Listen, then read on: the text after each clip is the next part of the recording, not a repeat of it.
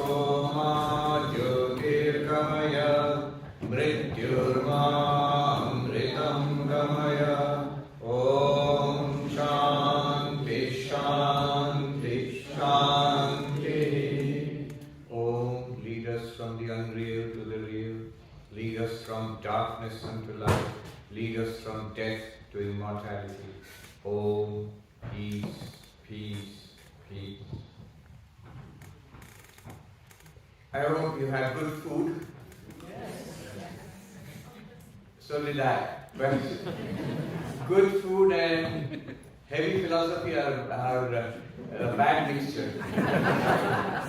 Now I'll have to keep you all awake.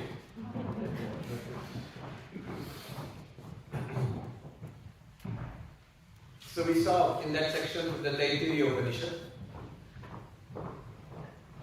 the knower of Brahman attains the highest. Brahma vidapnoti param. That's the premise. And then three questions arise from it. What is this Brahman? Satyam jnanam anantam brahma. Brahman is limitless existence consciousness. Isness awareness. Let's put it that way. And that was the whole talk. That was the theme of the first talk. What is Brahman? And then the next part of it is, the second question is, how do we know Brahman?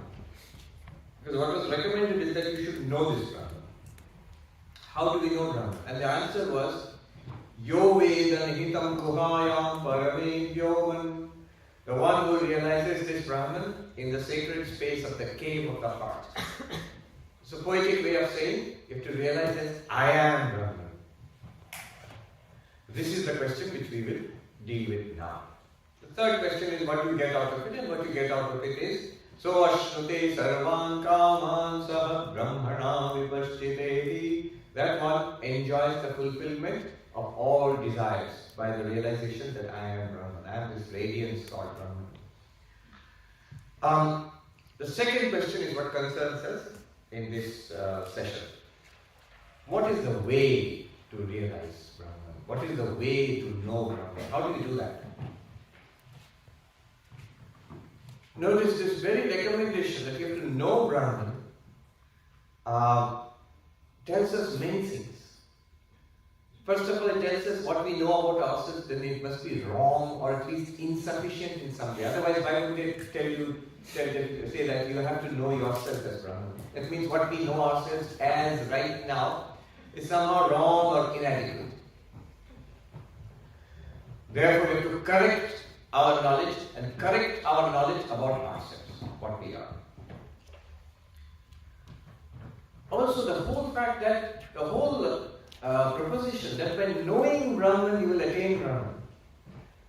There is an Upanishadic saying, Brahmaiva bhavati, the knower of Brahman becomes Brahman or is Brahman. That means if you get something by knowing something, follow this carefully. If you get something by knowing something, you have never really lost it. It was always there with you. That which is lost out of ignorance is never lost, really. That which is acquired by knowledge was already there. Acquisition of something, getting something, attaining something can be done in two ways. This I am quoting from a very ancient commentator, post-Shankara, Vajaspati Mishra, one of the greatest Vedantins and greatest philosophers of India, who lived about 1,000 years ago. Even now it's sort of a joke in Sanskrit study circles. What does he think of himself? He thinks he's Vajaspati Mishra or what? He's too full of himself. So he is. Vajaspati Mishra is a very great master of Vedanta. In fact, the master of multiple schools of Indian philosophy. There is a term for him, Sarvatantra Swatantra Acharya, the master who has independent access to all the philosophies. Sarvatantra means all the philosophies, all the systems of thought. Swatantra, independent of all of that, can easily wander in and out of the various rooms in the mansion of philosophy. So that master, he says attainment can be of two types. One is Galamalaya Prapti, Gramadesha Prapti. You go to the nearby village. In order to do that, you have to really walk there. You go to the nearby village. It's distant. You're not there yet. You have to go there. The other kind of attainment is like a necklace around one's neck. Where is my necklace? Where is the necklace? If you're looking around for it, and someone tells you you're wearing it. Oh, I am sorry. I didn't even notice that. I didn't look. I was looking all over, but it was right there on my neck. Around my neck. So that which was lost by ignorance, the necklace was lost by ignorance, it was not really lost. And you got the necklace by knowledge that it's around your neck. That was not really, you didn't really acquire it, it was already there. In another way it is put in Hindi, what does Vedanta give you? What does Vedanta get rid of? What problem does it solve? And what benefit does it give you? They say, Praptasya prapti nivrittasya nivritti. Vedanta gives you what you've already got, and Vedanta gets rid of the problem that never existed. In America, they have a term snake oil salesman. In the old Wild West, it seems, there used to be these people who go around selling cures for all diseases. They were quacks. They were called snake oil salesmen. One of them was hauled up before the judge on charges of selling real remedies for imaginary diseases and imaginary remedies for real ailments. Is Vedanta like that? No. It solves a very real problem, the problem of samsara, our greatest, deepest problem, our very existential problem. And shows us that it is alright. You do transcend sorrow, and gives us access to limitless fulfillment, which is already our own. It's like we are billionaires, but we don't have access to those funds, and therefore we are on welfare. We are billionaires. We have like the story the Swami said about the diamonds in the box, or the Roshi, the Zen master, he said about the diamonds sewn to the cloak of the traveler. It's already ours, but we don't know it. We do know it, but we know it wrongly. Another Buddhist state, this comes from Thailand. There was a pagoda where there always was legend of the lost golden Buddha. They had a Buddha image made of clay, but they said in ancient times there used to be a golden Buddha there, golden Buddha image. But now it's lost, and we have this clay image. Now the clay image got old and worn out, so craftsmen were bought to repair it, to paint it and repair it, restore it. And when the craftsmen started working on it, as they removed the clay, they found gold. And they removed more of it, they found more gold. And they called the monks, come see. And they started removing the clay, and they found it was the golden Buddha. So in some time in the whose memories are lost, maybe they were attacked by enemies or robbers or something, and some clever monk had covered up the golden Buddha with the clay and given out the legend of the lost golden Buddha. So it was always there, but they thought it was the clay Buddha, and there is something called a golden Buddha, which is lost to legend forever. We are like that. We are the golden Buddha, but we think of ourselves as the clay Buddha. That's a good way of showing what Vedanta wants to do. There you have to physically remove the clay to uncover the gold which exists underneath the clay. Here the correction, the removal is through knowledge. When you say by knowing Brahman you become Brahman, you have to know Brahman, which means in that case the Brahman that you have to know is already there.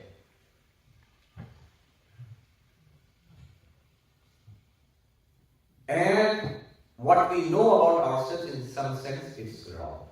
So that has to be corrected. Knowledge is always produced by inquiry. Knowledge is produced by inquiry. And knowledge about the self is produced by inquiry about the self. And that's the method we will adopt this evening. Self-enquiry. Self-enquiry in what sense? To know what I am, who I am, and what I am. There are, be careful. There are any number of counseling sessions, getting to know yourself better. But that's more like getting to know your likes and dislikes, your talents, your possibilities, our own prejudices, our fears, our strengths and weaknesses. All that is psychological. That's not what we're talking about. Those are features of our mind, of our personality. Good to know those things. But we will discover even those, we are not those. We are not the ones with this strength and that weakness, dislikes and that dislike. We are not the ones with these problems. When somebody goes to a Swami and says that, Swami, I have many problems, many sorrows in my life. And the Swami replies harshly, says, I am not interested. And this person is taken aback. It's so cruel. It's so unsympathetic. And Swami said, I am not interested in your problems. I am interested in you. Which opens up a gap between us and our problems. Vedanta is about that. It's about you. Not even about your problems. Not even about your body or your personality. About you, the real you. So self-enquiry. Let me spend a couple of minutes on this and go ahead. It's important to note this because we all have an idea of spiritual practice. The moment we hear about spiritual practice, what comes to our mind? Maybe somebody sitting and meditating, maybe somebody praying, maybe somebody doing good works, helping other people, being selfless, maybe somebody sacrificing for somebody else. These are spiritual things, these are spiritual practices. Even studying philosophy and all, these are spiritual practices. There are different forms of spiritual practice. And it's important to know what spiritual practice we are going to talk about. Otherwise, the way people misunderstand Vedanta is that, well, we have learned a nice school philosophy, now what do we do?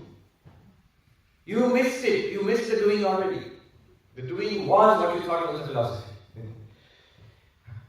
Let me distinguish between three approaches to spiritual life. I have mentioned this on different occasions, but it's good to know before we dive into this. One approach is, there is a spiritual reality. Let's call it God. And we are told that God, how do I know? Well, you don't know, but you believe me.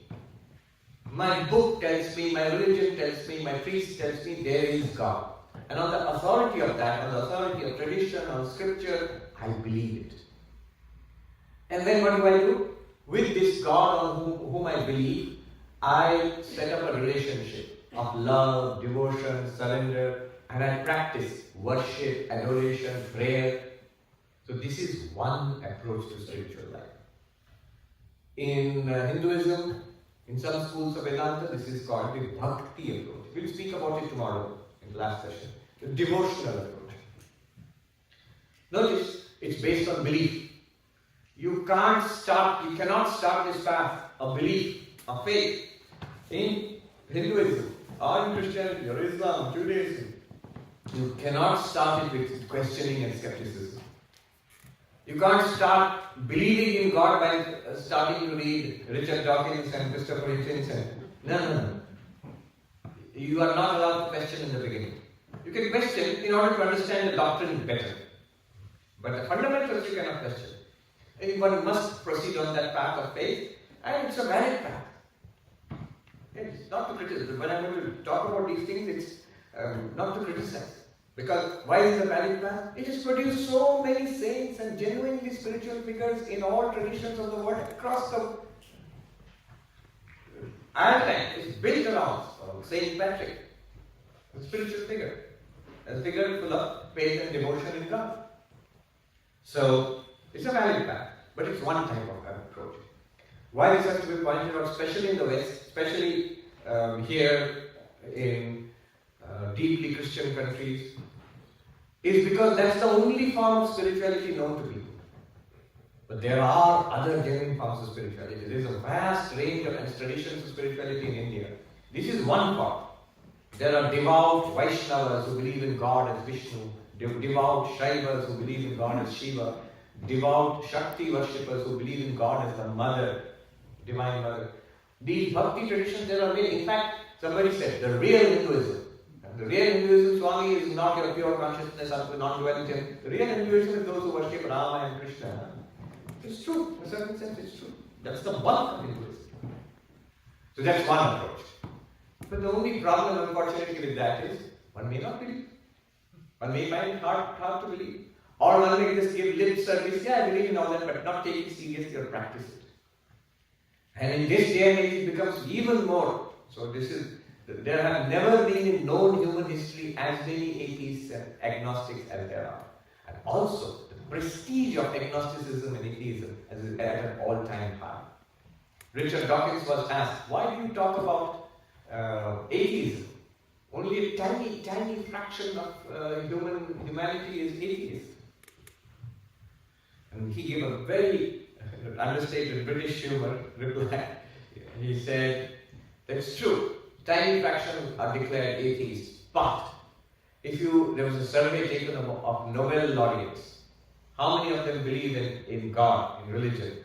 It seems about 80 to 90% of them don't believe in it. And then he says, that's your conclusion. What does it imply? The more dumb you are, the more likely you are to believe in religion. The smarter you are, the more accomplished you are, the less likely you are to believe in religion. So belief, the path of belief has been, there have been atheists always, skeptics, but it's more and more under attack. It's difficult to believe in that. Then there's another approach, which one might call an empirical approach, an experience-based approach. Swami Vivekananda was right here.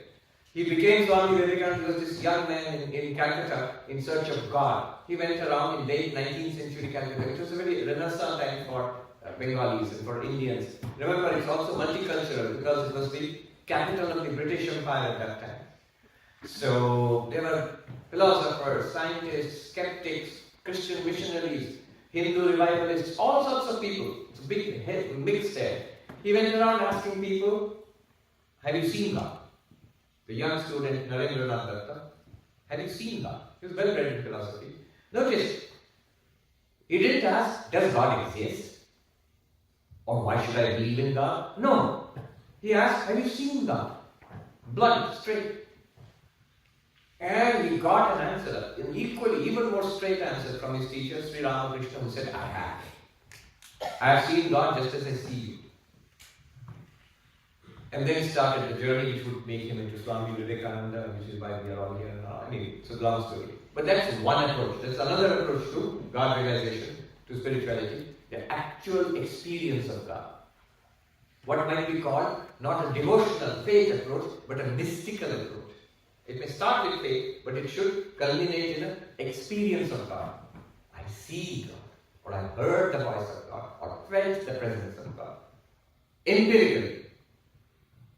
It's not that everybody else sees it, but at least I, for myself, am convinced by my experience.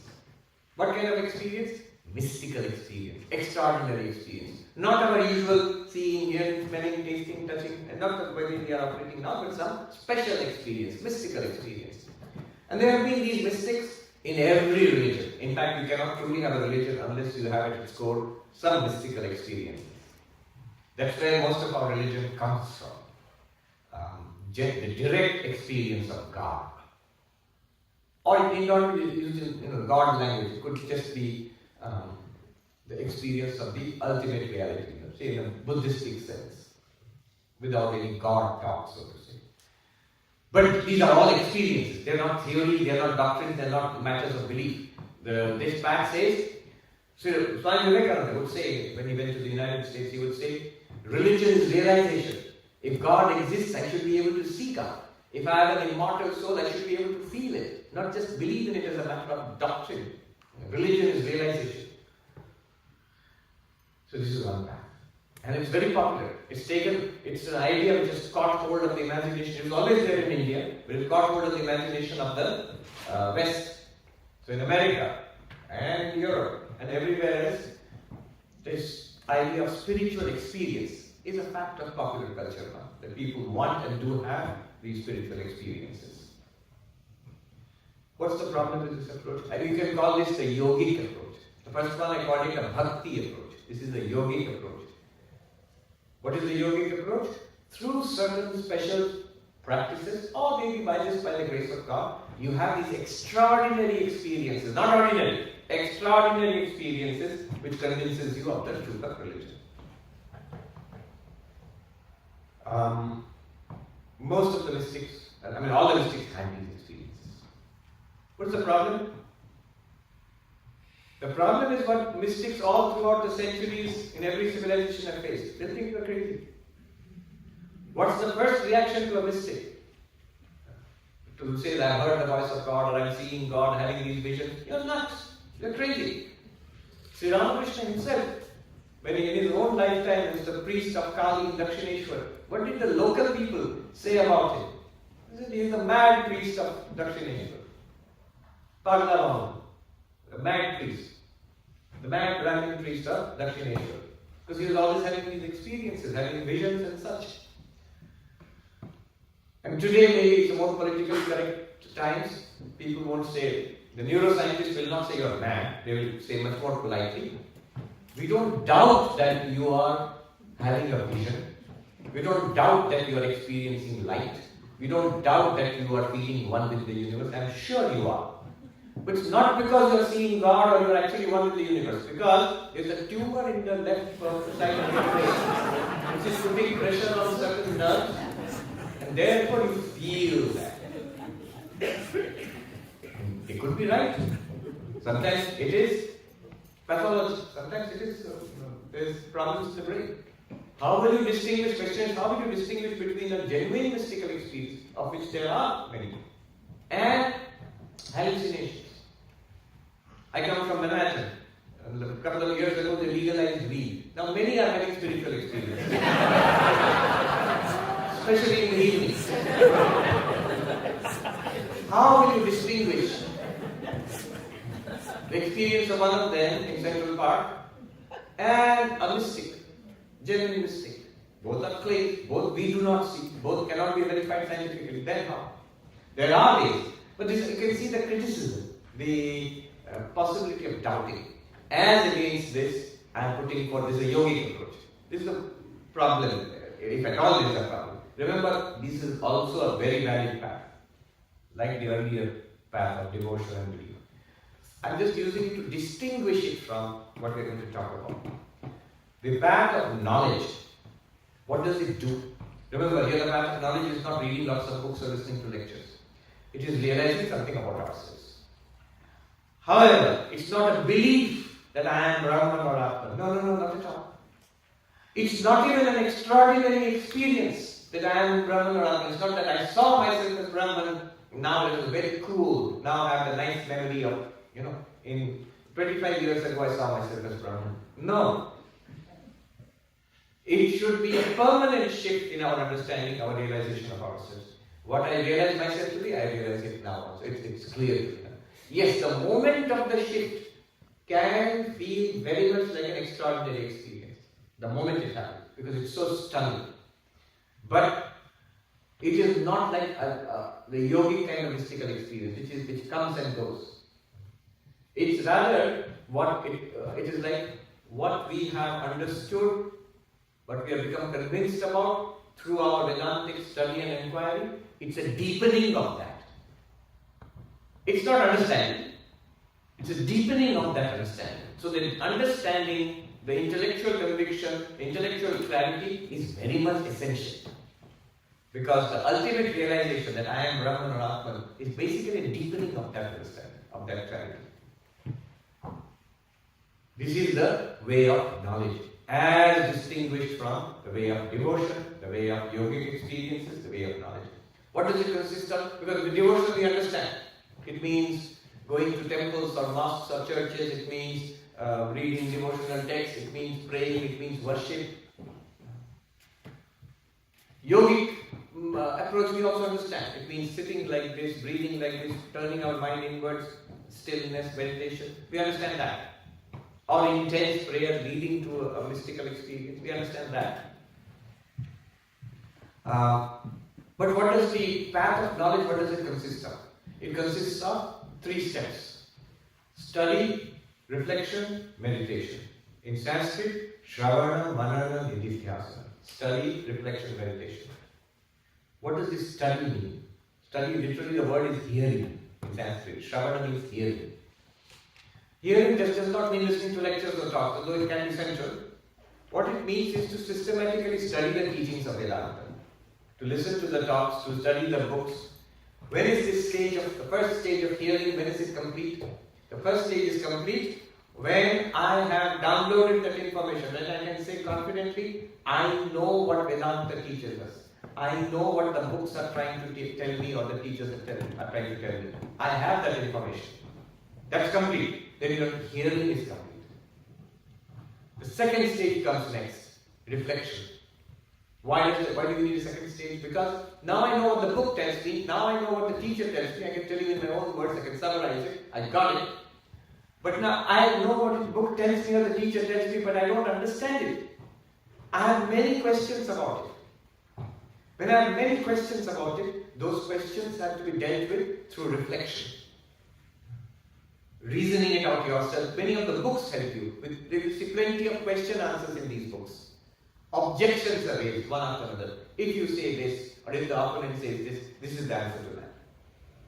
So, a process, it can often be very dialectical, debating. And this stage of reflection has come to an end practically when we can say, I not only know what Vedanta teaches, but I get it now. I don't have questions. I do not have questions. Why do I not have questions? Out of respect, out of fear? No. Because I know the answers now.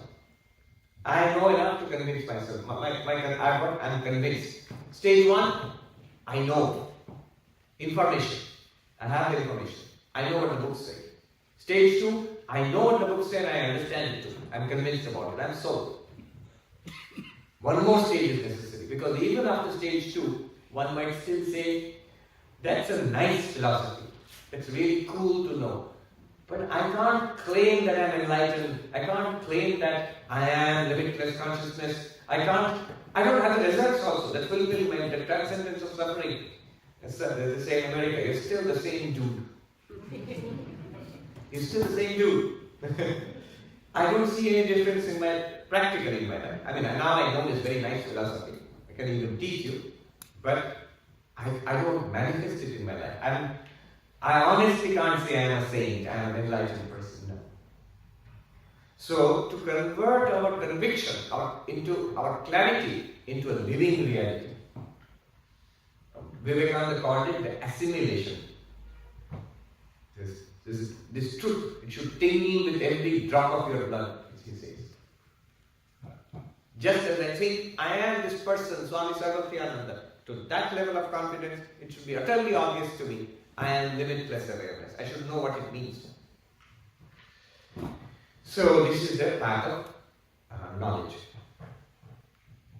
See, in each path there is a problem and there is an answer. It's a paradigm of spiritual life. The path of devotion is, there is a God. The problem is that we don't believe in God, we don't have faith in God, we don't surrender to God. And the solution is belief, faith, surrender, devotion, love. In the path of mystical experience, I'm speaking specifically of Patanjali Yoga here. The problem is the restlessness. It's not lack of faith. It's the restlessness of the mind.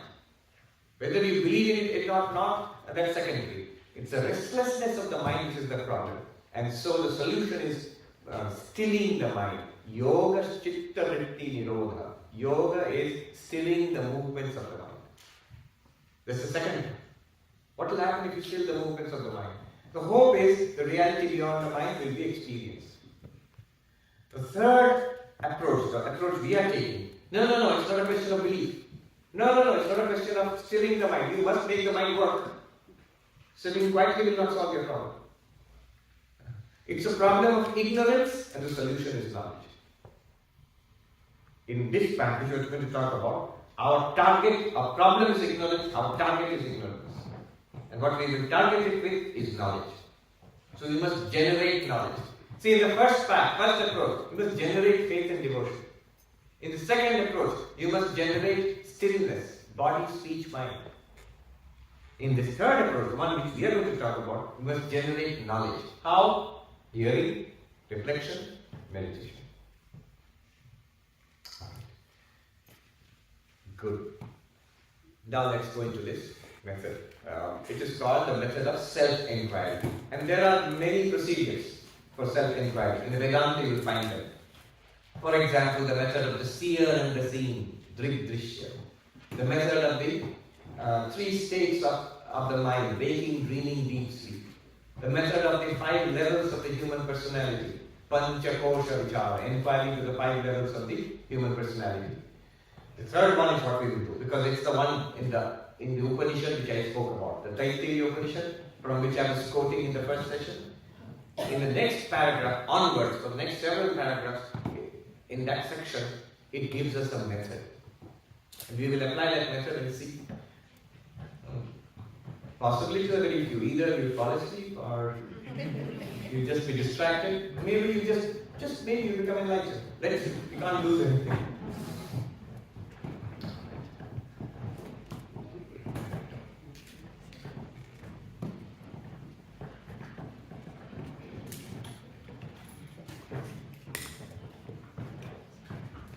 First, we do it in two stages.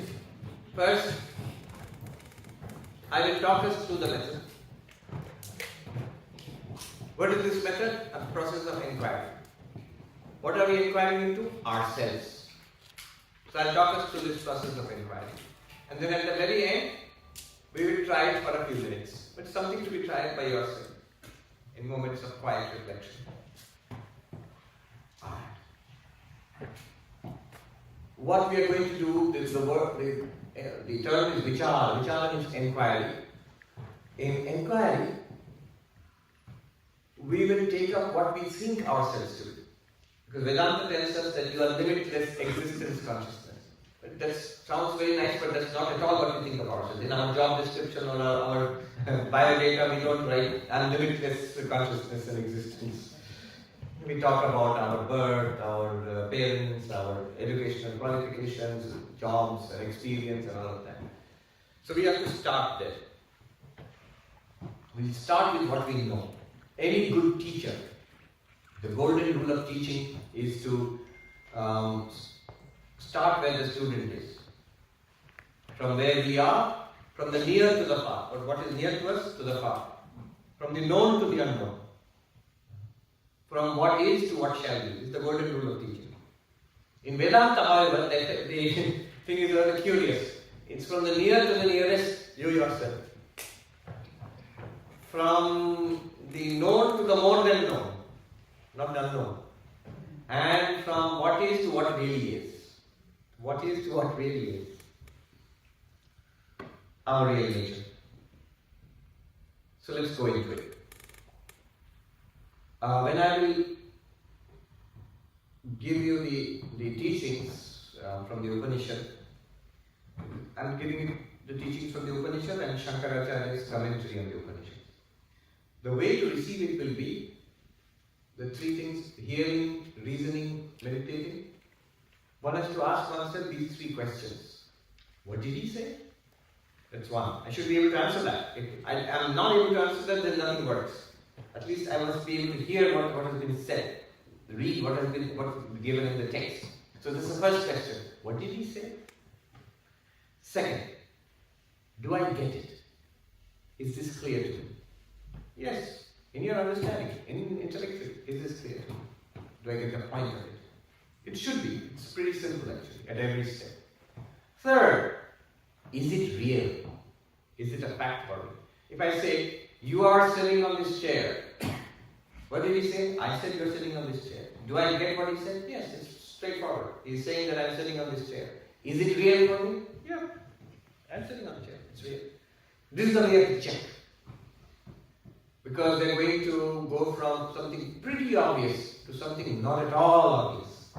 Which if you don't check, if you're not careful, it starts sounding pretty abstract and philosophical. But remember, Vedanta is always the nose. It's always right here, right now. So the Upanishad starts by saying that we have to realize ourselves as Brahman, as pure consciousness. But what do we think of ourselves as now, right now? What do we think about ourselves? Point to yourself. Here. That's me. This is I. What is this? It is I. What are you? I am this. See the mutual imposition. It's called superimposition. What do you think of the body? It's me. It's I. What are you? This one.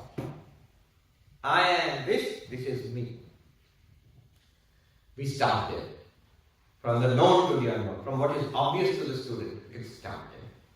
What Vedanta will do is give us a series of arguments to show that we are wrong. How do you use these arguments? These arguments, first of all, we'll have to understand these arguments. Get a feel for it. And then second, most importantly, we have to see it as a fact. That is this a fact or not? It's a cool idea, I got the idea, but is it a fact right now? Does it feel real to you? You have to apply it like that. Then go to the next step. Then go to the next stage. 5 stages, we'll go into 5 stages. What are these 5 stages?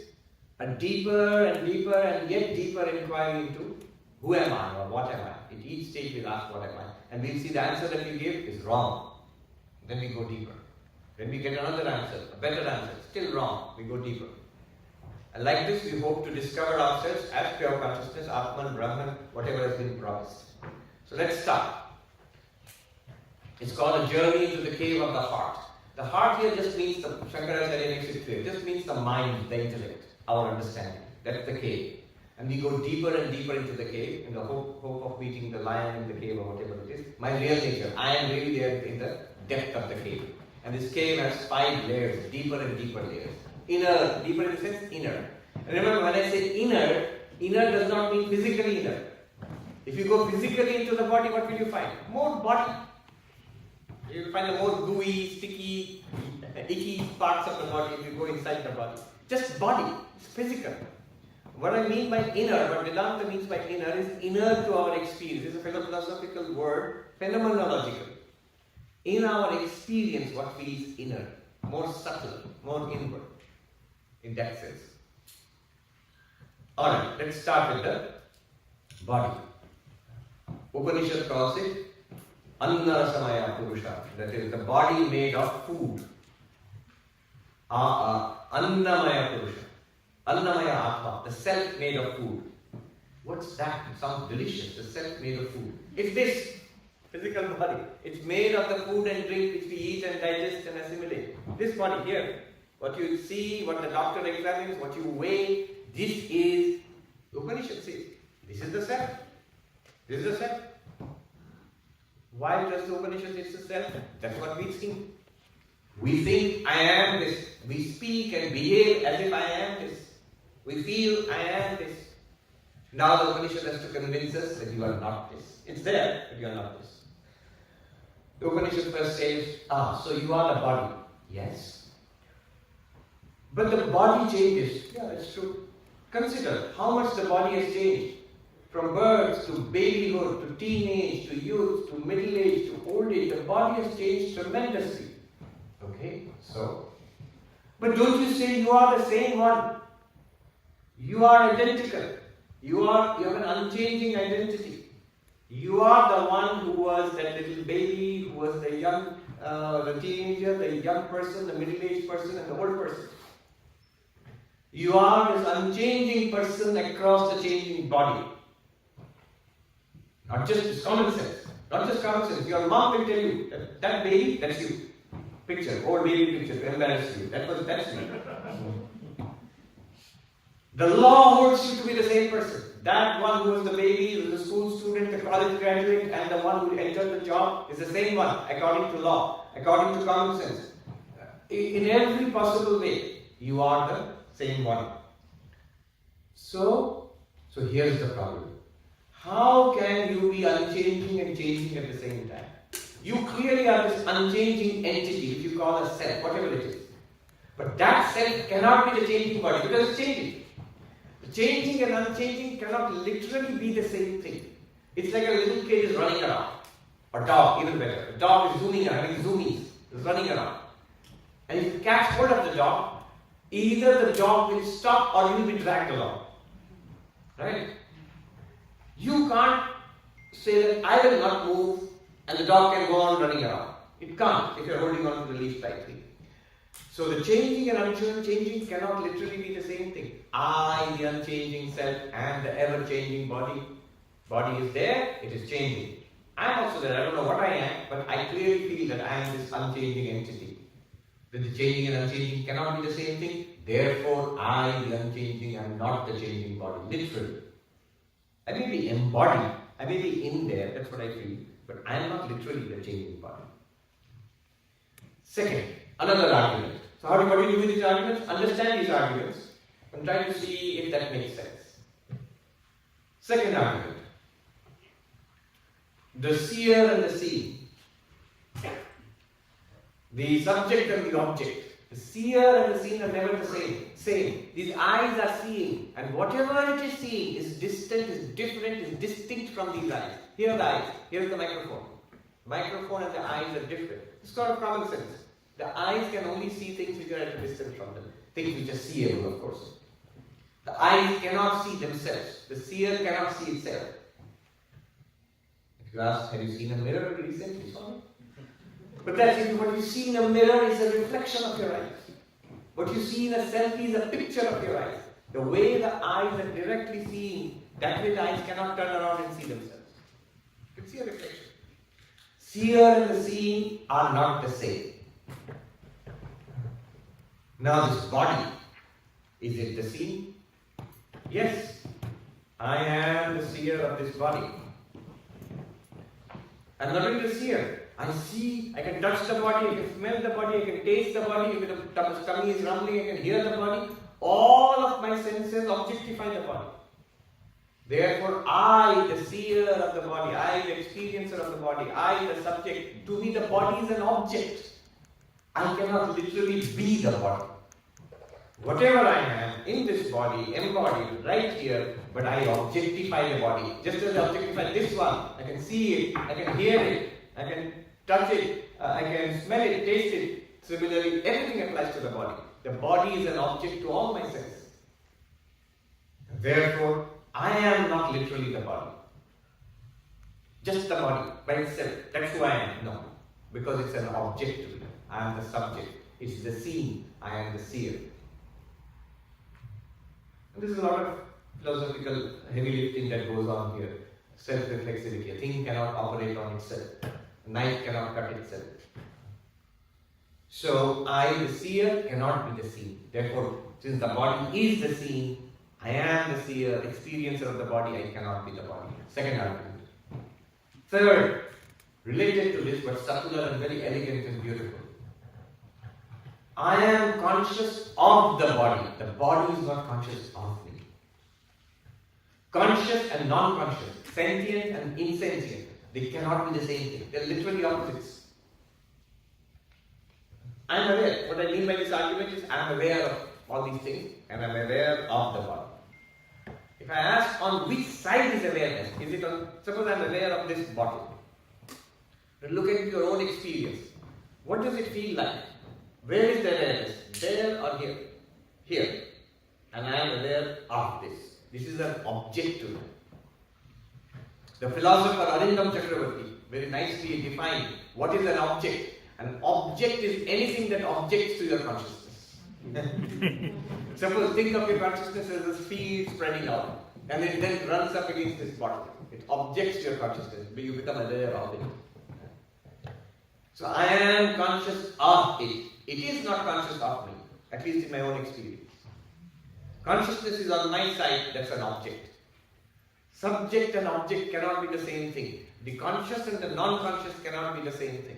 I am conscious, clearly I experience it, and I am conscious of it, therefore I am not it. The bottle is not conscious of itself. The bottle is not conscious of this table. The bottle is not conscious of me. I am conscious of the bottle. I am conscious, this is not conscious. I am sentient, this is not sentient. Sentient, insentient.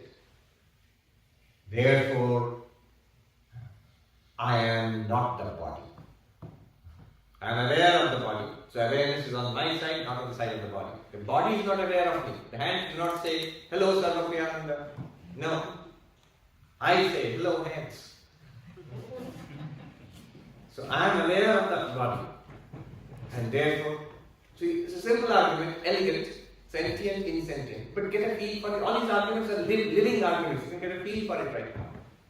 Doesn't it feel I am aware and this is something I am aware of?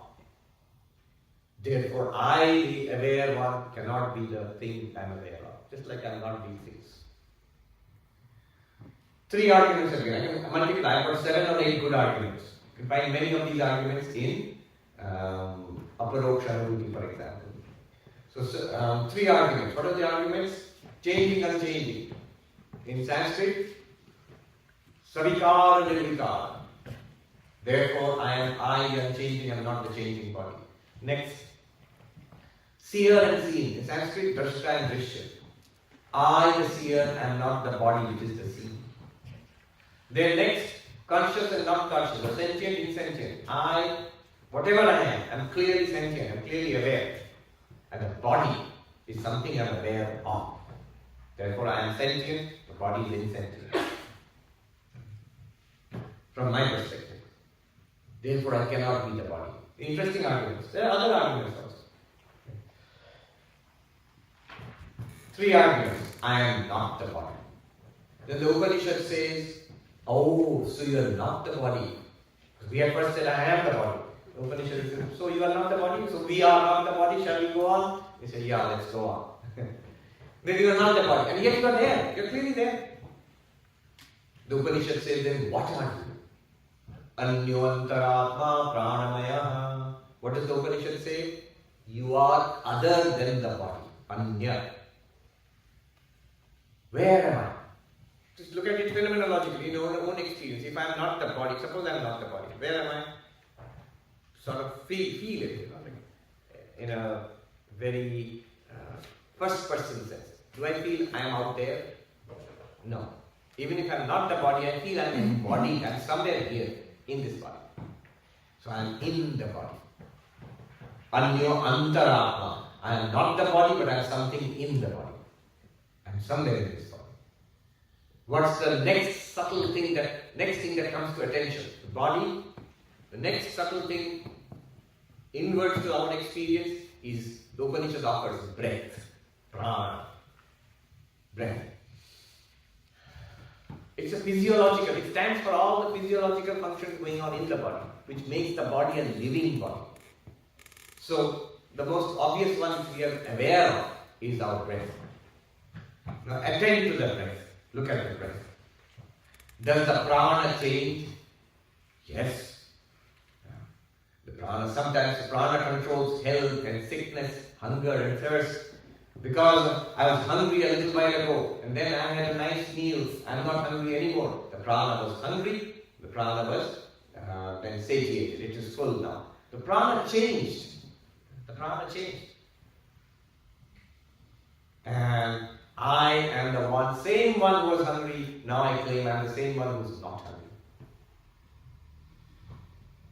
Then similarly, seer and the seen. Can I be the witness of the prana? Yes, that's the whole, our Buddhist master was here.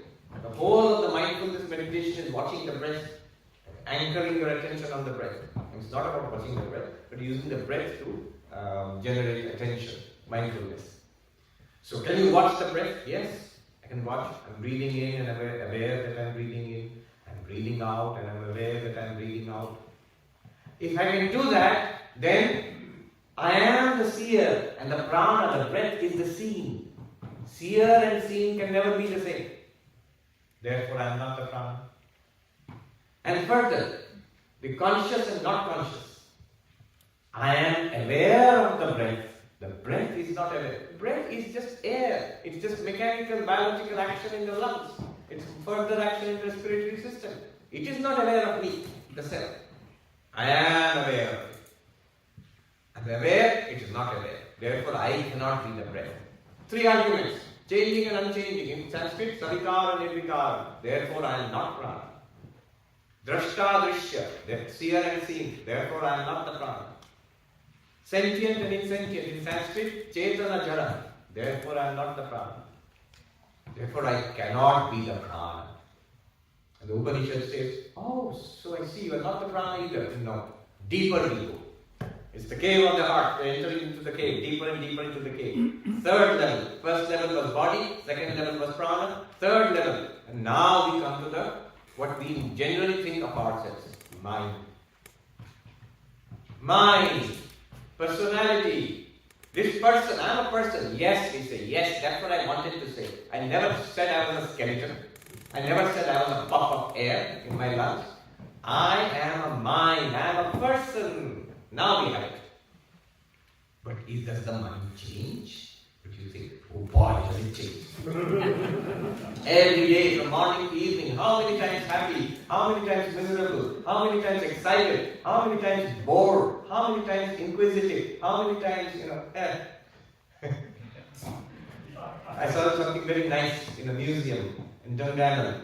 It's the birthplace of Sister Nivedita. In a museum it said it was about art. Earth, it says, earth without art is just air.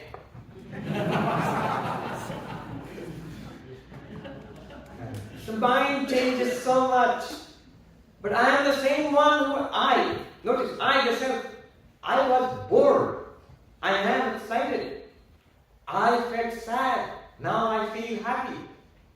I couldn't care less. Now I'm curious. So all this was in the mind, but I'm the same one. I have not changed. The mind changed. I, the unchanging and the ever-changing mind, cannot be the same thing. Changing and unchanging cannot be the same thing. Can I see the mind? Yes, it's called introspection. I can look into it. I notice my feelings. I become more aware of my feelings. I am the seer, the mind is the seen. I am drashta, the mind is drishya. The seer and the seen can never be the same. Therefore, I am not the mind. And third, very interesting and stunning, the claim is, I am conscious of the mind. The mind is not conscious. This is quite startling for us, because what we think generally is that if there is anything conscious at all, it's the mind. But Vedanta says, no, the mind is not conscious, and I can prove it to you right now. Think a thought, any thought. The mind is very mischievous, and you tell the mind, don't think, fill up the thought. Now it says, Swami wants you to think, oh mind, think quick. Swami wants you to think a thought, no thought. It's like an obstinate little kid. No thought. Alright, just think ABCD. Here's the thought, ABCD. Am I aware of ABCD or is ABCD aware of me? If the question makes sense. Just look very in a very naive way. Think ABCD right now and notice I am aware of the thought ABCD. ABCD is just like mental talk. ABC. It's not aware of itself, it's not aware of other thoughts, it's certainly not aware of you, the thinker of the thoughts, the one which is experiencing the thoughts. You are aware of the mind. The mind is just full of self-talk. Mental talk, images, that's what the mind is full of. Feelings, emotional effect. Those you are aware of them. Because you are there and aware, that's why the mind is taken to be conscious. That's why the mind feels conscious. So actually even the mind is not conscious. You are conscious of the mind. We are conscious of the mind. I, the unchanging, the ever-changing mind, not the same. I, the witness and the witnessed mind, not the same. I, the aware, conscious, sentient, and the mind of which I am aware of, the thoughts I am aware of, not the same. Therefore I am not mind also. This is a big thing. Then what am I? I am the witness of the mind. Whatever I am, I am the witness of the mind. Of the thoughts, of the anxieties, of the sorrows, of the guilt, of the prejudices, of the negativities, of all the excitement, all the desires, good and bad, all of that I am the witness of. They are objects to me. Very subtle objects, but still objects, a mental object. This is a physical object, thought is a mental object. Then the Upanishad says, so you are not the mind? No, I guess not. Let's go deeper. Now we are entering into the depths of the cave of the heart. Anyantaratma vijnanamaya. The self is other than the mind. It is other than the body, it is other than the prana, it is other than the mind. And they split the mind into two parts. You can call it the higher and the lower mind. You can call it the mind and the intellect. The instrument, also mind, which we are using to understand all of this stuff. Parsing it, understanding, reasoning about it.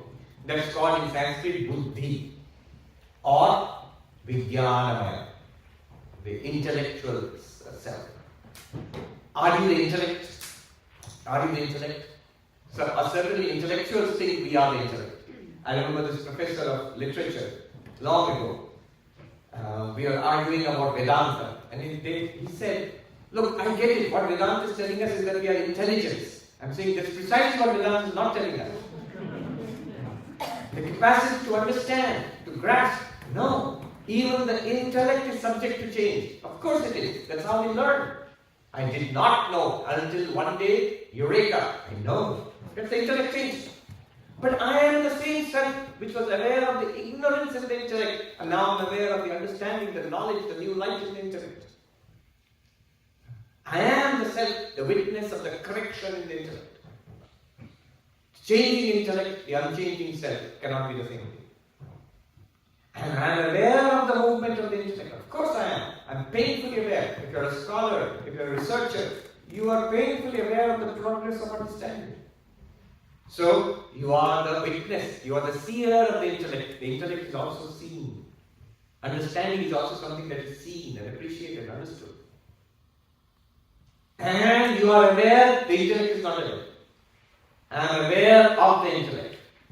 I am conscious of the intellect. The intellect is not conscious of me. Intellect, in fact, is not conscious of anything. In fact, right here, it might be worthwhile to think the new artificial, very nicely named, artificial intelligence, not artificial consciousness, not artificial self, artificial intelligence. Why is it that the new AI, which are so powerful, they can do just about everything we thought which was the province of humanity?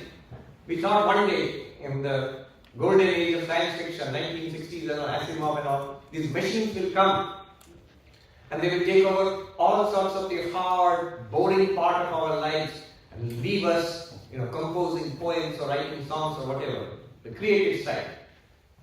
I don't know if they are doing any, what they are doing on the hard part of the physical labor side of it, but these machines have gone straight to the creative side. They are the ones who are writing poems and short stories and composing novels and songs, making movies, art. I went to the Metropolitan Museum of Modern Art. When you enter, there is an AI, a huge display. The entire content of, it's the largest museum of modern art in the world. The entire content of last 100 plus years of modern art has been poured into this AI and has been asked to design similar art, which it does at a prodigious pace, 24 hours a day. It's generating art. It's haunting. Is it art? Artists will be outraged if you say that. They say, of course not. But in the effect on the consumer of the art, the visitor, if you just go in there, you see dozens of people at any time standing. I was one of them, hypnotized in front of that screen. It's powerful effect. My point is creativity, decision making. These new AIs are able to do that sometimes better than us. But one thing they are not able to do, they are not conscious. They are not conscious. Ask the experts. They will say, we have no idea what consciousness is. So, intellect is not the self. Intellect is not conscious, you are conscious of the intellect. It could be your natural intelligence or artificial intelligence. So I am not intelligence.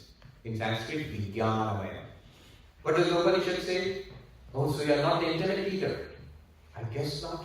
Let's go deeper. Anyo antaratma anandamaya. Let's go to the deepest part of the cave. What is that? It's called the sheath of bliss, or the place of bliss. It's like deep sleep. Suppose you forget the external world. You do not see anything, hear, smell, taste, touch, anything. The breath. Good idea to keep on breathing, don't stop. Turn inwards, mind. Still the mind completely.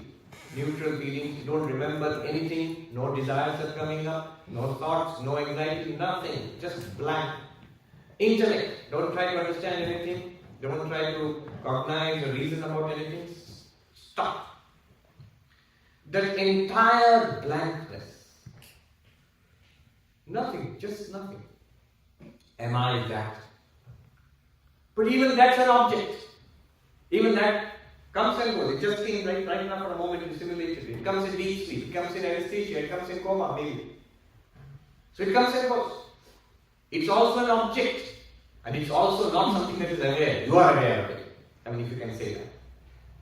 So even that Anandamaya is called the bliss. Why? Because I guess ignorance is bliss because of that. No, there are reasons. That is also not the self. Now we have gone through 5 stages. From the physical body, not the self.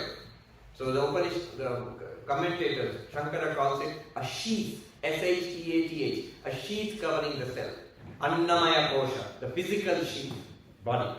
It's like it's covering you, as if. Second, the pranamaya, more inwards, the vital sheath, all the physiological processes which keep this body alive. Even that's not me. It's like a sheath covering me, the real me. Go deeper. Think of Russian nesting dolls. Go deeper. The mind, thoughts, emotions, memories, my personality, that it goes to what I think of myself. That's also not me, for the reasons we have discussed. Go deeper. Even the intellect, the higher mind, which is understanding all of this stuff, which is knowledge itself, even that is not me, for the same reason. Go deeper. Nothing, just blank. Even that's not me, for the same reasons. Then what am I? And this is where the Upanishad pulls a fast one on us. We are expecting Russian nesting dolls will come to the final little dog, the Atman, Brahman, whatever it is, our real nature. At this point, we are waiting for Upanishad to reveal us to ourselves, and the Upanishad keeps quiet. Well, here we are, it's 8 o'clock, and we need to know who we are very soon and go home. What does the Upanishad do? Shh. Keep quiet. And in the Upanishad itself, the student asks, so there is no self? Asat Brahmai Vedate, there is no Atman, no Brahman? Is that what you are saying? Because you didn't show it. The teacher replies, Asanneva Sabhavati. If you think there is no self, then you don't exist, but you do exist. You do exist. I know I exist. But when I'm asked what am I, every answer that I've given, the Upanishad has shown me that I'm wrong. I said, yeah, I exist, and what are you? The body? And I'm shown I'm not the body. Can't be. I am the prana, life itself. Can't be. I am the mind, the person. Can't be. And I'm convinced, yeah, I can't be the person. I'm the seer, witness of the person. The intellect, the understanding faculty, knowledge itself. No, can't be. Blank, well, obviously can't be that. Then what am I? Then what am I? Here, Shankaracharya, Vidyaranya Swami, the great Advaita masters, they introduced the 10th man story. Skillful. What's going on here? It's like the 10 friends who went to cross a river, and after crossing the river, they thought, did we all cross or did somebody die? Did somebody drown? Let's count. One of them counted. 1, 2, 3, 4, 5, 6, 7, 8, 9. Oh my God, I can't be right. 1, 2, 3, 4, 5, 6, 7, 8, 9. Oh my God, the 10th person has drowned. The 10th person has drowned. There are only 9 of us. And the others said, let me count. Each of them counted and they found only 9. And they started weeping and wailing until a passerby said, my friends, why are you crying? Oh, what a tragedy, sir. 10 of us, good friends, we crossed the river and one of us drowned and died. You must have counted and found 10 of them. How did you know one of you drowned and died? Because we counted and we found only 9 of us. Oh, I see. Only 9? Yes, sir, only 9 of us. Our poor friend, the 10th man, is drowned and is dead. And then this man said, no, the 10th man is dead. Where? Just believe me, stop crying.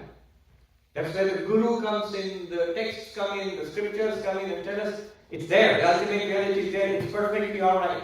We don't see it yet, but cool down, we'll show you. I'll show you where the 10th man is. Yes, show us. Count. One of them said, we have already counted, sir. Humor me, count again. So he counts 1, 2, 3, 4, 5, 6, 7, 8, 9. This man takes his hand and turns it around. 10! You are the 10th. In Sanskrit, Dashamastvamasi. You are the 10th. And this man goes, oh, wow! 1, 2, 3, 4, 5, 6, 7, 8, 9, 10. Yes, the 10th man has been found. And great was their joy. And they tried, each of them came and tried it, and they found the 10th man and they were happy. Now that's what we must do. What are the, instead of 10, we have 5 here. You have to count the 5, notice the 5, and from the last one, you have to turn inwards. I will show you how to notice the 5. That's what we have been doing till now. The last turn inwards, like this, you have to do yourself. So what you do is, first, You notice the body. This is why the nose example becomes relevant. We'll do the exercise soon. The nose example becomes relevant. When I say notice the body, not theoretically, yes, there is a body. No, here's the body. Not theory. Here's the body. And then think about why I am not the body and notice that, yes, I can't literally be this body. And then turn inwards. Notice the breath. Here is the in-breath. Notice it. Don't theoretically think I must be breathing. No. Breathe in and breathe out. This is the breath. Clearly it's a thing, an object, a changing object, non-conscious. I am the unchanging, conscious subject, cannot be this object. Then turn further inwards, into the mind. You get the hang of it. When we finally come to the complete blankness, you cannot make a complete blankness, you can't make a vacuum of your mind now, but try your best.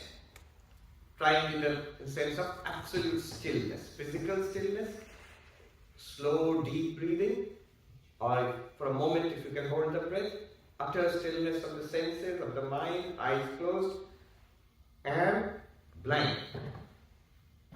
That also I am not. And then, like the 10th man, the one who was counting out. So I am that which was counting these 5. Alright, let's start one all over again. You sit straight, not rigid, relaxed in the chair. Before closing your eyes, just look at the body, your hands, your feet, body, whatever you can see. This is the body. And notice that it has changed so much from babyhood till now. And then notice that you are the seer, you can see, smell, taste, touch the body. It's an object. And notice that I am aware of the body. Clearly this body, these hands are not aware of me, whatever I am. Therefore I am not the body. The body is there. I am embodied, no doubt about it. But I am not literally this flesh, those bones, those hair, no. Now gently close the eyes. Notice the breath at the nostrils. Relaxed. Noticing the breath at the nostrils. Carefully, gently notice. Don't try to control the breath. Let the breath come when it will, let it go out when it will. Notice that the breath changes. There is in-breath and out-breath. But you don't change. You are the one who breathed in, you are the one who breathed out. Same one. The breath is observed. In mindfulness meditation, we observe the breath. I am the observer, the breath is the observed. The two cannot be the same. And I am conscious of the breath. The breath certainly isn't conscious of me. So for these reasons, I am not the breath, I am not the prana. I am not the physical sheep, I am not the vital sheep. Turn inwards. Turn inwards into the mind itself. Thoughts, ideas, memories. All of these come and go quite fast, and yet I am always there. It's my mind. I am the same. The mind is never the same. I can't be the mind. I am the witness of the mind. I am not an object. I am the seer, not the seen of the mind. I am the consciousness, I am aware of the mind. Thoughts are not aware of me. Remember ABCD? I am clearly aware of ABCD, and clearly ABCD is not aware of me. Therefore, I am not the mind. What a relief. It's a thing. It's an equipment. But I am not it. It's an instrument. I am not it. Deeper. Intellect. For the same reasons, this instrument of knowledge, of understanding, of clarity, of conviction, this also I am not. It's also an instrument, a magnificent instrument, very subtle, very powerful, but still an instrument. And then shut down everything in deep silence. Not aware of the world, breathing normally, neutral feelings. All memory is gone. I don't even remember who I am, why I have come here. Nothing, no memories. Suppose I don't even remember my name. Not aware of the external world, not thinking of anybody or anything in particular. Blank. To what is this blankness appearing? No, first of all, I am not the body, not the breath, not thoughts and emotions, not knowledge, not even blankness, the absence of everything. Then what am I? I clearly exist.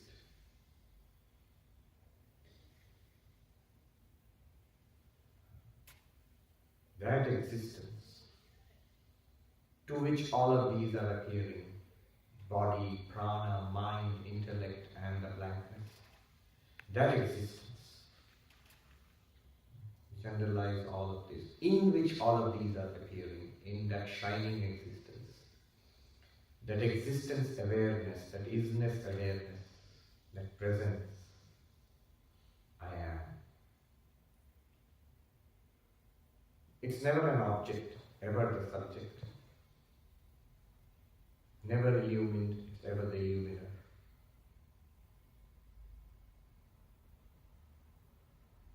I am that to which the physical, the subtle, and the causal appear. They appear in me, they arise and disappear in me. I am ever existence and light.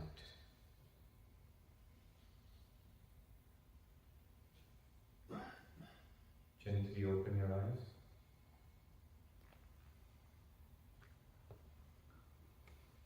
See, the Upanishad does something clever. If you read a textbook of Vedanta, they murder the whole thing. What they do is, they'll give you the quick to give you suggestion. They'll say, I am the witness consciousness. The Upanishad tells you, you are not the physical body, not the vital forces, not the mental, the mind, not the intellect, not the causal body. You are the witness consciousness, witness of all of these five. The moment it tells you that, that becomes an object to us. The reason why the Upanishad kept quiet is because the Upanishad is a consummate teacher. It does its best to skillfully bring us to the point where we will realize for ourselves I am the 10th man. If it tells us, what it tells us becomes words and something to chase after it. You don't have to chase after it, you want it. It always has been. Choicelessly so. You can't do anything else. It just has to be caught. Think carefully about the 10th man story. The 10th man story in the Panchadashi, 15 chapters of Vedanta written by Swami. He devotes the whole chapter to the 10th man story. He explains the whole of Vedanta through the 10th man story. So there are 7 stages. First of all, is ignorance. I don't know what happened to the 10th man. Second comes error. The 10th man drowned. Of course he did not, but I think he drowned. Must have drowned. Third comes sorrow. Dukkha. Weeping and wailing. Utterly unnecessary. Fourth comes the indirect teaching. The 10th man is there, don't cry. Fifth comes the direct realization. I am the 10th man. And 6th and 7th come immediately after that. The disappearance of all sorrow and the attainment of fulfillment of joy of finding the 10th man. Similarly, ignorance. We don't know that we are the outcome. Error, second stage. We think we are body and mind. Third stage, suffering, disease, old age, death. Our senior most member in New York is Bill Conrad. And he's 100 years old this year. He's a veteran of the Second World War. He used to fly in bombers over the Pacific in the Second World War. So he's 100 years old and he keeps telling me, Swami, old age is not for sissies. Old age is not for sissies. It's something that Betty Davis used to say. Old age is not for sissies. So, third stage. Fourth stage, we come to Vedanta and we are introduced to all this cool stuff. We still don't see it. 10th man is there. Atman, Brahman, pure consciousness, immortality, freedom from suffering, it's there. It is you. Okay. We don't see it yet. Then will come a time when you will see it, the fifth stage. Ah, I am the tenth. That means I am pure consciousness. I see what you mean. Oh my God, it's always there. How come I didn't see it? And then immediately the dissolution of what we thought was sorrow, terrible. Remember, the world will still continue to be the same. But you are delivered from sorrow. The burden is lifted from you. And then the fulfillment. Krishna says in the Bhagavad Gita, attaining which no greater gain is there in this world. Centered in which the heaviest of sorrows cannot shake. I think you've got that idea. Now we will go into the question answer. We have already gone beyond time. Before they ask, so this whole... They're already here. It is not, or neti. Yes. Is it what you are trying to say? This is a pattern, neti. And why this is... But one must also understand clearly, why am I not the body? It's not brute insistence, I'm not the body, I'm not the mind. But why not? I must come to see and be convinced. Yes, I am not the body. Yes, I am not the mind. Pranam, Swami. My name is Asha. If you are part of all-pervading that Brahman and all-in-one, one-in-all concept, why we all of us are not same, or why we are expressed variously? Notice what you said. We're all part of all-pervading consciousness. But we didn't say that. When you say, I am part of this all-pervading consciousness, it means there's something all-pervading. I'm not just in this little corner, so I'm part of it. Yeah. And thank God for including me. I'm a little part of it. No, that's not what has been said. You are it. And if you want to talk about all and part, then you are all of it. Although all and part is not the correct terminology. But you are all of it. Think about a dream. Suppose in a dream you are walking in the park, there's a sky and a garden and the river and other people walking around. Imagine a scene in the park. And you are yourself there. You're walking there. Then somebody tells you, this is a dream. You actually are all of this. You have projected this dream in your mind. In a dream, whatever you dream about, wherever it is, whatever is there, it's you. You are projecting it in your mind. Will you say, I am a part of this dream, or the whole thing is an appearance of me? You will say the whole thing is are you following? In a dream? Yeah. Even if there is sky and mountain and earth, whatever you are saying, you will say those are all imaginations in my mind. Isn't it?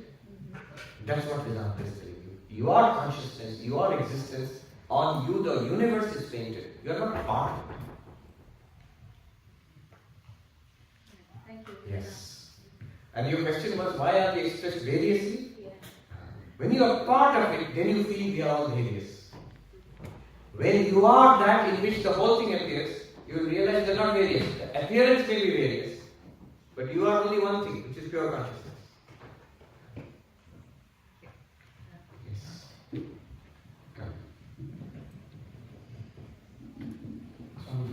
My name is Toby, I'm from London. I was actually at your satsang in Zurich over the summer and asked you the question regarding Sam Harris and his commitment to the phenomenology of Vedanta, but not the ontology of Vedanta. I guess a follow-up question, which has been on my mind since, after you've shown some clarity, which has been very helpful. Nevertheless, certain questions arise. One would be, the logic appears to me impeccable. Yes. And certainly when I have certain experiences, that also seems to be impeccable and verifies the logic. However, a skeptic might come to me, or even a skeptical thought in my mind might come to me and say, okay, sure, but how do I know, for example, I'm not in another kind of dream, or a simulation, etc., etc.? Right? Why would I take this to be, why would it might appear like I'm touching my nose, but it appears like I'm touching my nose. Actually, I'm in a dream, appearing to touch my nose. So that's one question. How do I get out of the skeptical thought there? And secondly, what in your view is the strongest argument against Advaita Vedanta, and therefore the strongest rebuttal against that argument? Yeah. First one is, you said that the phenomenology of Advaita seems acceptable, but not the ontology. The only reason why we resist ontology is a kind of unwillingness to let go of a materialist ontology, which seems to, the science seems to be shifting under its feet. The deep psychological reason why we are unable to accept the ontology of Vedanta, of Advaita, is we are body rooted. The more rooted we are in the body consciousness, that I am this, even if I deny it also, but I feel like that. If you feel like that, then even if I understand everything about Advaita Vedanta, it still won't seem real. Krishna says this in Arjuna in the Bhagavad Gita. Arjuna asks, you have shown me two paths. Which is better? Which is a better knower? Who is a better knower of yoga? The one who goes on this path of Advaita, or the one who is a devotee of God, lover of God? Krishna says the lover of God or devotee of God is a better knower of yoga because it's faster and easier. The reason this is difficult, why is this difficult? Krishna gives one reason. Avyaktani gatir dukkham dehavadbhiravapyate. The way of the unmanifested absolute, which is pure consciousness, Brahman, is difficult to traverse for one who is grossly body oriented. Thinks, I am this body, helpless this one. That's why after a person can be very sharp, intelligent, and have a feeling for it and get Advaita, and still be unwilling to commit to the ontology. Because it's still a materialist ontology somewhere.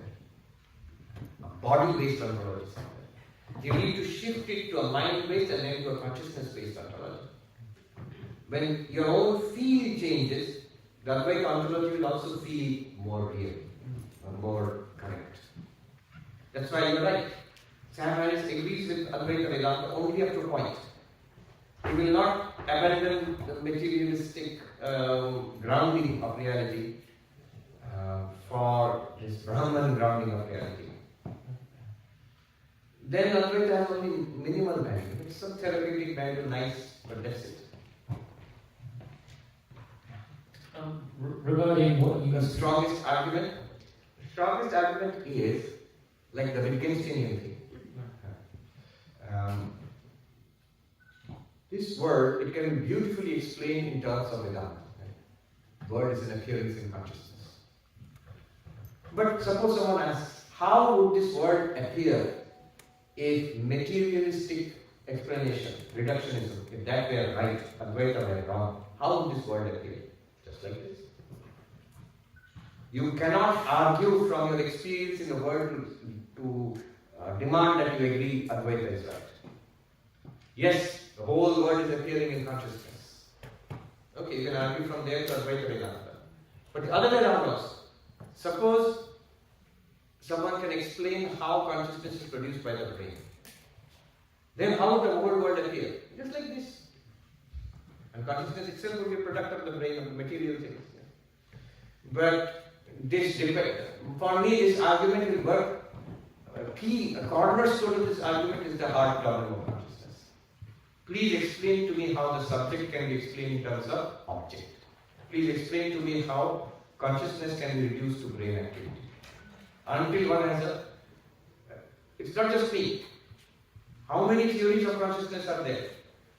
Robert Kuhn, Closer to Truth podcast, he has made a sort of a PDF of all the existing theories of consciousness. And there are 10 groups of theories of consciousness. Not 10 theories, 10 groups of theories of consciousness.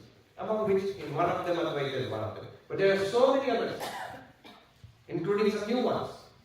Tononi's integrated information theory, global workspace theory, and many others. 10 groups of theories. But we just show that the field is not a mature field. People are speculating wildly in so many ways. Because I read articles on consciousness, the algorithm in Google will keep on suggesting. Every day I get an article on consciousness, something on consciousness, some theory. The theories can be neatly put in two categories. One is why consciousness cannot be explained. That kind of article, many are there. Other one is consciousness explained. I always say consciousness explained away. So that's the problem. Let me give you a very analytical way of looking at it. This is from Bernardo Castro. I am borrowing from him. I recently had a dialogue with him in Amsterdam. So he's a philosopher and a scientist also. He's got this double PhD, one in philosophy and one in, I think, computer science. So he said, what is my problem with materialism? In 4 steps, what does materialism want us to believe? First, that I am conscious. That nobody doubts. We are all conscious. We all have no doubt about it because the data is right there in front for us. I am conscious. Step 1. Everybody has to believe this. Materialist, idealist, Advaita, whoever. Second step, you all are conscious. Now here the standards are relaxed a little bit because I do not have directly access to your consciousness. I can see your body, your behavior. If I am a telepath, I can see into your mind, but I can never see your consciousness. The only consciousness that I am always aware of is myself. So second, you are all conscious. On what grounds? On these grounds. If it has happened once, it is possible theoretically that it can be repeated again. It has happened once in my own case, so it's possible it could be repeated in these cases also. Second step, I am conscious. Second step, you are all conscious. Third step, the things we are conscious about, table, our own bodies, the world, the things we are conscious about, they exist, quote unquote, outside our consciousness and independently of our consciousness. Very little data about that because whatever we experience is always experienced in consciousness. Even science is experienced in consciousness. Even the data of our most sophisticated instruments is experienced in consciousness. Religion, science, everything is done in consciousness. But we are assuming it's all outside consciousness. World exists independently of my consciousness or any consciousness. That's the third step. That already big jump.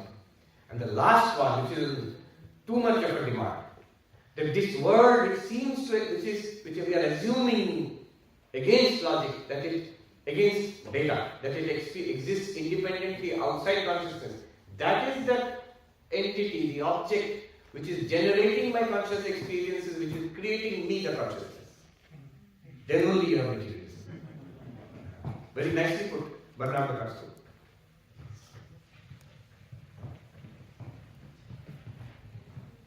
Swamiji, I'm Murali Krishna. And my doubt or my question relates to the earlier session that we had. If I understood correctly, I remember you having said that Sat is equal to Chit is equal to 1 and basically all three being the same. Tattvam, that led to Tattvamasi. So that gave a doubt, that raised a doubt in my mind. Can you explain that concept a little more? Oh, that's a big topic. This has been argued and shown in different ways. One, let me give you a metaphor and give you some logic behind why this is said. First of all, it is said, it's clear because it's in the Upanishad it's said. It is not said that Sat, Chit and Ananda, properties of Brahman, they are Brahman itself. Sat is Brahman. Satyam Brahman, Jnanam Brahman. So the text says that quite clearly because this also has to be established. Because there are schools of Vedanta which will attack that. Vishishtadvaita will attack that. Vishishtadvaita will say, no, nothing like that. There is Vishnu or Narayana whose qualities are Satchidananda. Not that there is an absolute reality called Satchidananda. Now, let me give an example. In our dream, it's a good example of dream. Whoever we experience in the dream is nothing but the mind, the dreaming mind. All entities there, though they seem to be trees, they seem to be rivers, rocks, or people, or indeed other minds, they all are nothing but the dreaming mind. And the existence of those things depends on the dreaming mind. The moment you stop dreaming, those things will disappear into non-existence. The dreaming entities in the dream. Therefore, the existence and the experience of things in the dream, they all depend upon the dreaming mind. They are nothing but the dreaming mind. In the same way, there is one entity which lends existence to everything in this universe and also enables the experience of those things in the universe. Therefore, Sat and Chit. And the limitlessness of that Sat-Chit is fulfillment, that I am infinite without any limit. That itself is Ananda. This is one crude way of putting it. But some logic also you can apply. What kind of logic you can apply? If, straightforward, if Chit was different from Sat, consciousness was different from existence, other than existence, it will become non-existent. So consciousness must be existent. The other way around is more difficult to do. Can there be existence apart from consciousness? Because of our materialistic bias, we feel that the world exists quite apart from our thinking. But here remember, it is not thinking which is being talked about. It is not saying that the world exists in our minds. Rather, our minds and the world both appear in consciousness, exactly like it would happen in a dream. In a dream, you are walking and you are seeing this thing. When somebody tells you that this is a dream, it does not mean you, the person in the dream, is dreaming on this. Rather, you, the person who is sleeping on the bed, is dreaming both the subject and object in the dream. Does that make sense? And you, the person sleeping on the bed, you are both the existence and the awareness which is there in the dream world. And you are exactly the same thing. The same thing appears as existence and as awareness. I mean, in this way you can argue. One reason why we say this is because we use three words, that's why it seems separate. Existence, consciousness, space. That is what we But Advaitins will argue, ultimately these are not three. The reason we say existence is to distinguish it from non-existence. You will say, so Brahman doesn't exist. No, it is existence. It certainly does. Brahman is non-conscious. Is it an object? No, it is conscious. Is Brahman dukkha, suffering, or blank or neutral? No, it is Ananda. That's also another way of putting it. Why existence cannot be separate? Existence cannot be separate from consciousness, then consciousness will become non-existent. But why existence cannot be separate? If consciousness is separate from existence, consciousness becomes non-existent. So you cannot have that. If existence is separate from consciousness, then what will happen is that existence will become an object to consciousness. A thing which appears in consciousness. Again, depending on consciousness for its existence.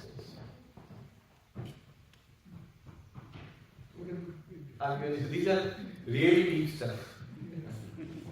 Some books, Advaita Makaranda, for example, tells you that they are not three aspects of Brahman. They are Brahman itself. They're the closest we can get to it. Notice these are three answers to the three questions of philosophy: ontology, epistemology, and axiology. And they're saying it's the same entity which answers all three questions. Let's leave it at that. All the questions are becoming difficult. Yes. So, in the part of self-enquiry, it is the buddhi that basically, is liberated, right? Atman is everything, always will be. Buddhi is not liberated.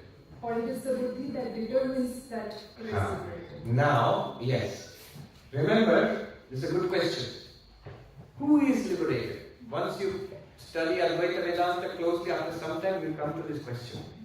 After all, you are telling me I am pure consciousness, Atman, Brahman, then I am never in bondage.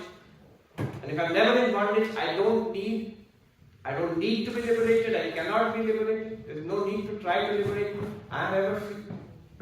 Right? Then who is liberated? The answer Shankaracharya asks in the Bhagavad Gita commentary, in one place somebody asks him, who has ignorance? Atman or Brahman can't have ignorance. Who has ignorance? The buddhi, the intellect of the mind, these are instruments. How can they have ignorance? Some sentient entity must be in bondage. Who is that? So who has ignorance? And Shankaracharya replies to the opponent, says, why do you ask? The opponent says, I'm asking you because I don't know. So you have ignorance. You just said it, I don't know. No, the answer is this. The jiva, the sentient being, us, what we regard ourselves as, we are a peculiar mixture of the absolute and appearance. We are the absolute. And we have identified ourselves with this body-mind where resides this ignorance which covers our nature as absolute. And that ignorance has to be removed. That's it. So Jiva is liberated, but the Jiva is a very paradoxical nature. Right. So and it happens through that process of Brahmakar Vritti. Yes. But could you explain a bit about how Brahmakar Vritti happens? Because in all other cases of when you think about Vritti, the Antakaran, like let's say there's a bottle, Antakaran goes out, takes the shape of the bottle, so it becomes bottle akar, if you will, right? But for Brahmakar Vritti to happen, that same cannot happen because Brahma doesn't have a shape or anything to qualify it, right? Yes. So when we say Brahmakar Vritti, what do we actually mean? Is it just that buddhi ka parinam, like the buddhi just somehow determines that? No, what happens is, you're right. Again, as I said, very difficult questions. She's asking about the psychology of enlightenment. What precisely happens at enlightenment? Now, you can put it this way. There are two terms, vritti, vyakti, phala, vyakti. You can study those. Now, to know anything, one must orient the mind towards that. Even to know the bottle, I must first look at it, I must focus on it, and attention must be there. Then a vritti, a thought in the mind about the bottle is generated. And that is illumined by the consciousness present in the mind, reflected in the mind. That's how any knowledge takes place. The mind is applied and consciousness illumines it. In Vedanta, what happens is that the mind must be oriented to Brahman. How? It is done through Upanishads. Mind is oriented to bottle. How? It is done through eyes. Mind is oriented to my talk. How is it done? Through the ears. The mind is oriented to Brahman. How is it done? What is the pramana? What is the source of knowledge? Upanishads. Vedanta, the teachings. So mind plus eyes, bottle knowledge. Mind plus ears, speech. I'm hearing the speech. Mind plus what is equal to Brahman knowledge. Mind plus Vedanta teachings. Even there the question will be, alright, the Vedanta teachings, but what form will the mind take? Because Brahman is not an object. Mind cannot take the form of Brahman. It cannot objectify Brahman. What mind does there is, notice what we did in this entire process. The entire process was not to objectify ourselves as Brahman, is to dissociate ourselves with what we thought we were. And then intuitively see what we are. Once we are free of the body idea, the prana idea, the mind idea, the intellect, and even the blankness, nothingness, what we are should shine forth. The 10th man, the story is very beautiful. All the other 9 can be pointed out. But the 10th man should realize I am the 10th man. You can't point out like that. He can't see himself. The question was, why didn't the 10th man know himself as the 10th man? The reason is, all the others were objects. The 10th man is not an object. Why did he not count himself? Because he was counting, all the 9 he had counted earlier were all objects. And he reasonably expected the 10th man to be an object also. Couldn't find anything. Therefore, like David Hume said, I find no self. I don't find the 10th person. So the whole process was disidentifying neti and then catching it directly. What is this catching it directly? First of all, thorough process of showing the buddhi I am not body, not subtle body, not causal body, not the panchakosha. Once the buddhi is clean about that, now the Atman is self-luminous, swaprakasha. It's actually always revealing itself. That should become automatically clear. No phala. In technical language, all of the questions, technical language, vritti vyakti is necessary to do what? To show that I cannot be any of the things I think I am. And that is done by trying to understand what Brahman is. Yes, you are right. Vritti cannot objectify Brahman. But if you do it correctly, then that self-luminous Atman will be obvious. The consciousness reflected in that vritti does not have to illumine the Atman. That much I can say. More than this, you have to ask an enlightened person. That's what happened to you. That's it. We get to wrap up now. These 2 questions. We have really gone off way over time. Pranam Maharaj, this is Rajoshi from ISC in Tugela. So I have one practical question regarding the meditative self-enquiry process that we did. So when we are ruling out layer by layer, body, mind, and prana, so there might be still external inputs coming to us from the eyes, the inner visions, the memories, and we are trying to question that. I am the seer, that is the seed. But if I can focus on that, there is a tendency of that object to take me away. So there is a power of that object to take me and lift me away.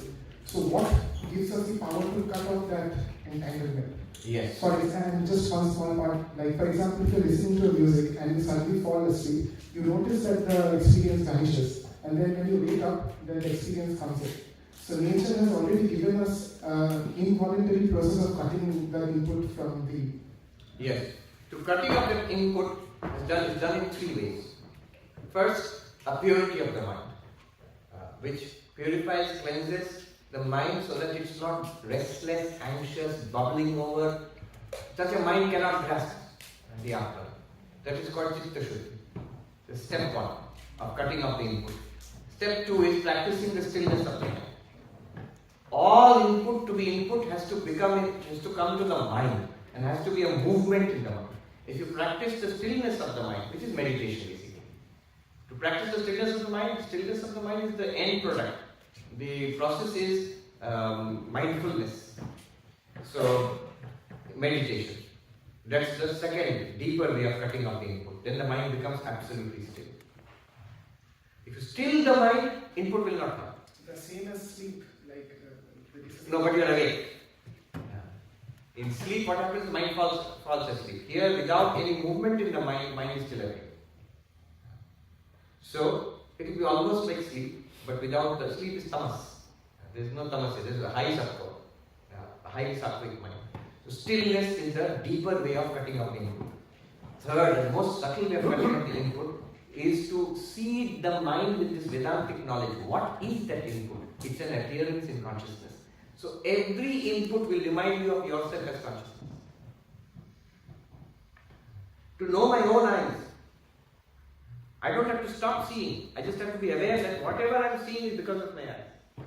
Then in every seeing, I am seeing my eyes. Seeing, quote unquote. In every input, I am awareness becomes obvious to me. So that input will not be there unless I am awareness. So 3 levels of silencing the input. Good question. Last. Make it quick. I'll make it very quick. Thank you for the time. Thank you for coming to Dublin. I appreciate your time. To the point. So this has been a question that has been with me for about 5-10 years. That piece about the mind and the I, the Atma behind the mind. So colleague of mine in Stanford, David, he has been working on and showing that the human mind, the conscious mind, it's not a single conscious mind. Some people, it's a spectrum, some people have voices talking to them. And most people have at least a subconscious mind. They say a piece of bread and they're like agitated, someone saying, I'll go to gym tomorrow, I'll go to Dublin. Multiple minds, right? So, is the I, the Atma, can this be thought about just another mind minding the minds? Yeah. So what you're talking about is this modular concept of the mind. It's not multiple minds as such, but minds have modules. Even Vedanta agrees with that. Vedanta is a different classification. Manabuddhi Chitta Ahankara. There is a processing module called the mind, Manas. There is a module for coming to conclusions, determinative faculty, which is called Buddhi. There is a memory module which stores everything from the past. There is a module for minding the other modules. That's called the ego, Ahankara. In fact, that's how it's determined. That's how it's defined in Vedanta. Abhimanatmika antakarana vritti ahankara. That's the definition of ego. The function of the mind which minds all others. Literally, it appropriates the functioning of all others. Whatever is going on in the mind, I'm speaking right now. But notice what I said. I am speaking. I is the ego. Ego doesn't speak. But it takes up the speaking activities of the entire body and mind and all the verbalizing activity, and then the ego claims, I am speaking, I am seeing, I am thinking, I am sitting, I am walking. None of which the ego can do. Ego is just a movement in the mind. It can't do anything. It just minds those other activities and coordinates everything. But all of this is conscious experience. It's all happening in awareness. Vedanta wants to say that quite apart from all of this, it is a first-person experience. Let's put it in terms of modern artificial intelligence. Say. You can have a module which will mind all the other modules, and there probably is. In the modern, I don't know, the computer programmers can tell you that. But in none of this there is any subjective first person experience. Why not? You have made a pretty, with great fidelity, a copy, a facsimile of human processes, the mental processes, cognition, memory, decision making, even creativity. Why not consciousness? If consciousness were just one more activity of the mind, why not that? It isn't there. I don't know if you hope it comes there soon. But not only it is not there, those who are programming, those who are working on this field, if you ask them, they will say we have no idea how to do this. We have some idea how to make AI decision making, memory, drive a car, Google self-driven car. We know how to make it, paint pictures, make a movie, write songs. All of those we have fairly good idea how to do it. But how to make it conscious, we have no good theory of consciousness. And yet think how weird that is. Because decision making is complex. Creativity is very complex. Driving a car is a complex activity. Playing chess is complex too. All of these are pretty difficult problems. They have been solved and AI can do them. Consciousness in that sense is very simple. It does only one thing. It gives you first person experience. It feels like something to be alive. Why can't we do that? If it is another fact, something to do with the body or the brain or even the mind, we seem to have no traction on the problem. That's why, and this goes to what Vedanta is saying, it's not the same kind of thing as the body or even the mind. Yeah. So it's not one more mind minding the mind. The Buddhists, for example, they will say, why talk about consciousness separately? It's the real nature of the mind. It's the mind of the mind, real nature of the mind. Well, in that case, the mind is something different from its real nature. That's why you're calling it the real nature of the mind, the ground of the mind, for example. You can call it that. Good, on that point, the questions were really quite difficult. Tomorrow. Om Shanti Shanti Shanti Hari Om Tat Sat Shri Ram Krishna Arpanamastu. Thank you so much.